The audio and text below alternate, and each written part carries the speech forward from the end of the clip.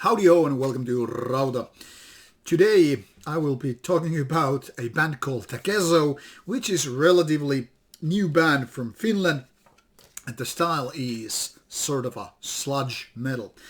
By no means I'm expert in this style, actually I'm more like allergic to the style, so I don't know why the band decided to send me a copy for review, but challenge accepted.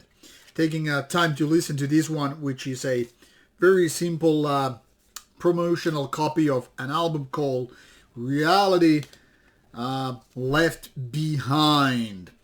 And I think this was called an EP, but I'm not sure. Maybe it's indeed a full-length album because that's how the album looks like. That is what I think it's called on Metal Archives also. Maybe I'm just getting that EP term from my head and there's no factual point about it. Now, it might be also because this doesn't really feature that many tracks here, only 6 ones, but as you noticed paying attention to the track lengths, they're indeed quite lengthy, and as such this definitely qualifies as a full-length album. Now, it doesn't matter what the official title or definition for this kind of is, rest assured it's your money's worth of material in the terms of length, if not so much quality. But then again, that really depends on how much you like sludge metal in the first place. Now, since there's nothing really to show you on this CDR copy, just plain slipcase with a photo, it's a very cool time to check out the band's Metal Archive site. Here you see that Reality Left Behind is defined as a full-length album. Like I said, it might be really that.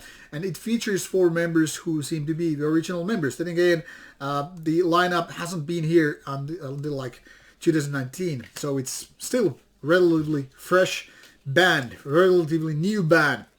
So it has an intro and an outro, or epilogue as it's called, because it's almost 10 minutes per track. And throughout this journey you go almost 45 minutes of music. That is the kind of a classic take on so many albums.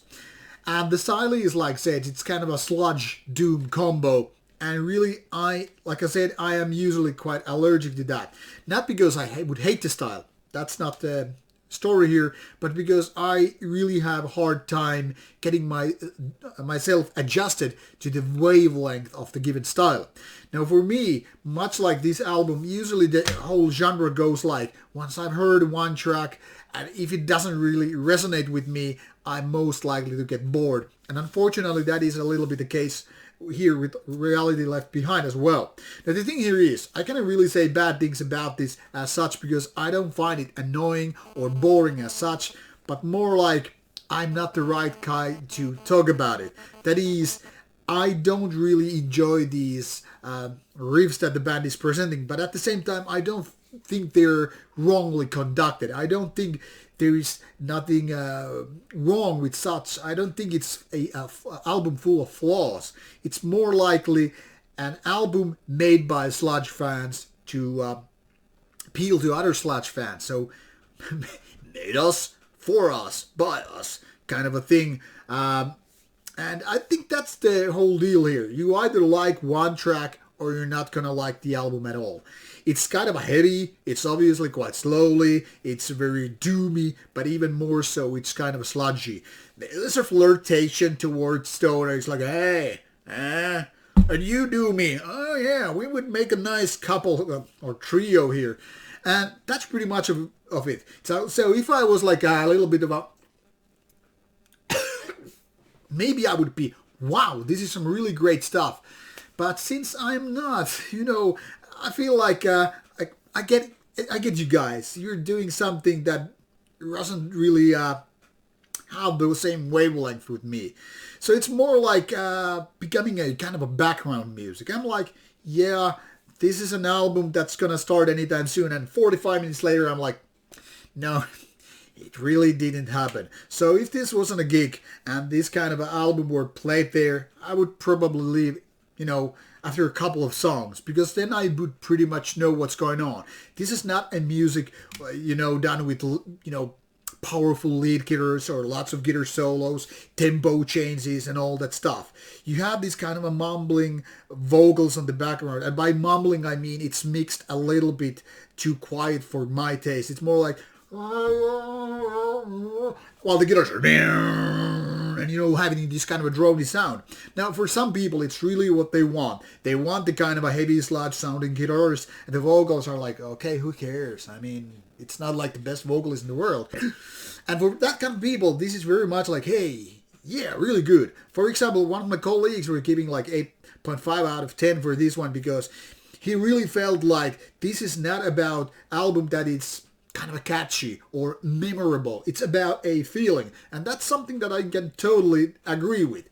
It's about the feeling. Now, my only problem is I don't have that kind of feeling. I'm way too kind of energetic. I'm way too aggressive in a way. I'm way too outgoing. For me, this would require me to, sit down, lay on my back or something. And it doesn't really happen. This is not the stuff that I work out to. This is not the stuff that I drive my car to. This is not the music I do. So, I don't know. Maybe I'm just a wrong kind of person to enjoy sludge. And that's why I usually give up even without jumping the wagon, But for people who like sludge, I would say, yeah, give it a chance. It might be your cup of tea. For me, this is kind of a mediocre plus. Not bad one, but it doesn't really do the trick for me. And that's the story. Now, if this got you interested, feel free to check out the band's links, and I hope you enjoy it. For me, unfortunately, it didn't do the trick. Thank you for watching. Take care, and bye-bye.